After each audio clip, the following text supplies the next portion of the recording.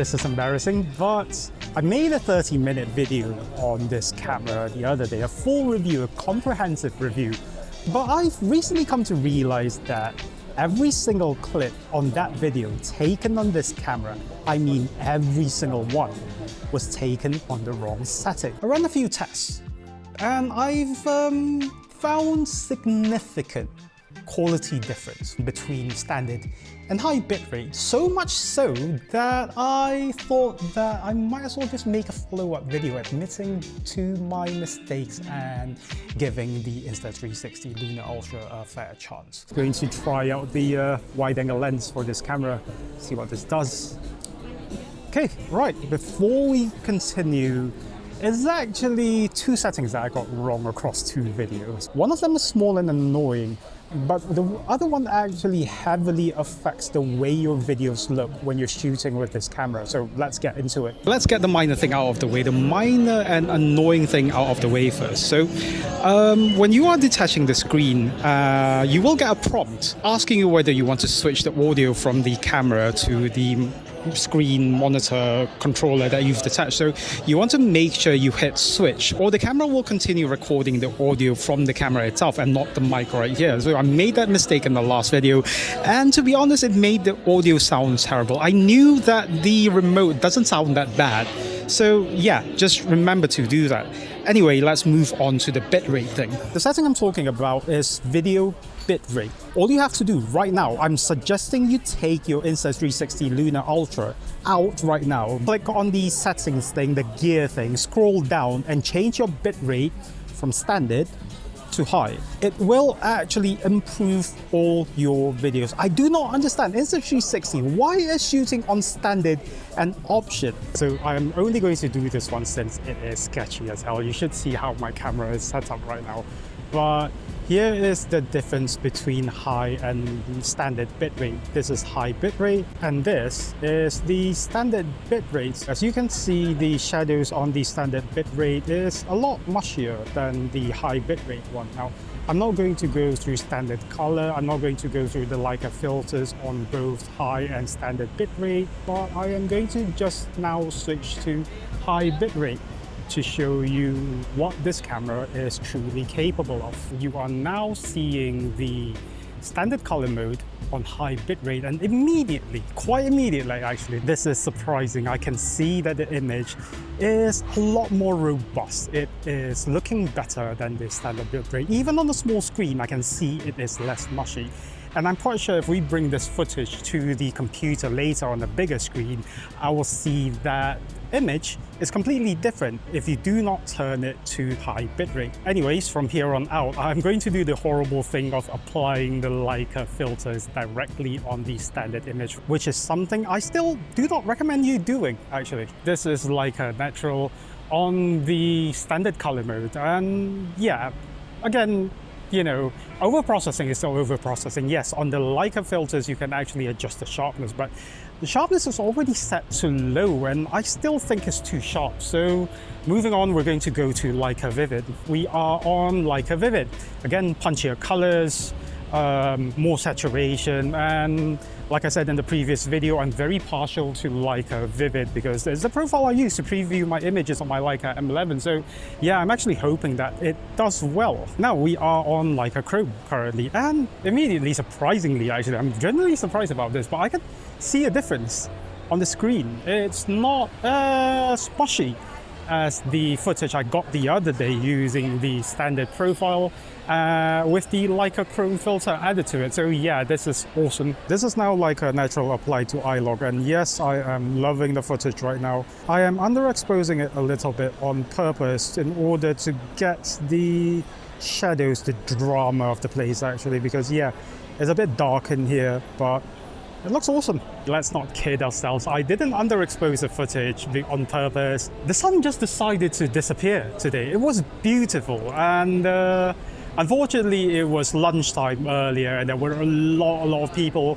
They don't want to film in that condition, but anyway, I'm just doing the best that I can right now. Again, Leica Natural in iLog, let's move on to Leica Vivid.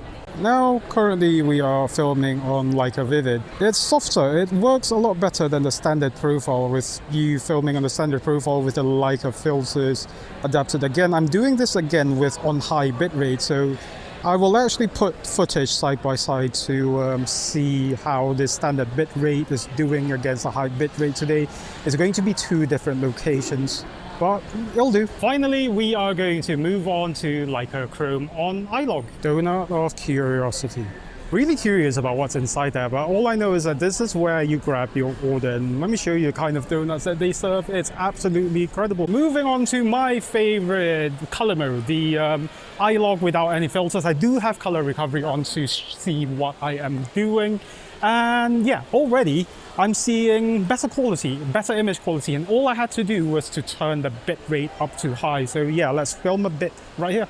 By the way, all the iLog footage that you've seen so far without the Leica filters are all graded by my Shinwa presets? Presets? No, not presets, LUTs pack. So yeah, if you like them, it's available down below on the card somewhere here. So yeah, yeah, buy them. Right, some of you might be asking me, Robbie, what is a bitrate? I assure you it's not a fruit. Bitrate is basically the amount of data that a codec allows you to use to describe an image per second. That's why Mbps, megabits a second. The data is measured in megabits, which is a smaller unit than megabytes. Think of it as hundreds, thousands, millions, whatever have you, per second. That's what PS stands for. So what's in that data? Basically, it's how aggressive the compression gets rid of data in your image. For example, if it thinks that the image is completely black, it will get rid of all the detail in black. If it thinks that it's completely blown out white, it will get rid of a lot of detail in those areas. So the result of that is that if you have a lower bitrate, that means you get a lot of data thrown out. You get a lot of detail thrown out. A higher bitrate gives you more detail, gives you more color fidelity, and it really shows up when you're color grading. It gives you a crisper and a more detailed image with a lot of color data into it. I'm personally someone who likes to color grade my images, my videos. So I'm just going to display the comparison again between standard bitrate and high bitrate. It's just a simple sort of like a semi-scientific, it's not even scientific, it's just random objects in my studio with a with a video card color checker to make it seem more professional. I'm going to move on to a section of the video where some of you might care about the numbers actually. I am capable of doing basic arithmetic. So, right, here we go. Anyway, actually, if you don't care about the numbers, all you need to know is that higher bitrate equals gooder video. Lower bitrate is inexcusable. If you are filming in standard bitrate in 4K 25 FPS, you will be getting, roughly around 60 megabits a second. And when you are on high, that is about 85 megabits a second, which is roughly about 40% more bitrate. So 40% gooder. And then what do those numbers translate to when it comes to footage? Basically, if you are filming on standard on a 256 gigabyte card, you will get about 9 hours of footage, while if you are on high bitrate, you will be getting 6.5 hours of footage, roughly. Filming for 6.5 hours on a single card, I honestly think it's sufficient, so don't see any downsides there. Now, the 8K is a bit more interesting, because on standard, it works out to be 90 Mbps, megabits a second. While if you're filming on high bitrate, it works out to be around 130 megabits a second. Now, the reason why I say that's interesting is because 8K has about 4 times more pixels than 4K.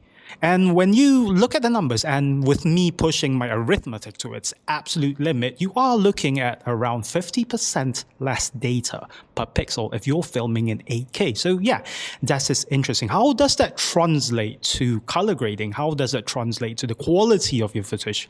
It just means that 8K will probably have more artifacts. But then I have to recheck something, and I will just put it on text. Is the compression the same though? That changes a lot of things, but compression will not save lack of data. Looking at the footage, it's gotten me even more, excited over the Insta360 Luna Ultra, because to be honest, I want this camera to do well. Look, competition is good for us, and if we have even more options, that means the companies really need to work hard to make these cameras work. The only takeaway of this video is to go into the menu and turn on high bitrate. I've done my job. See you in the next one.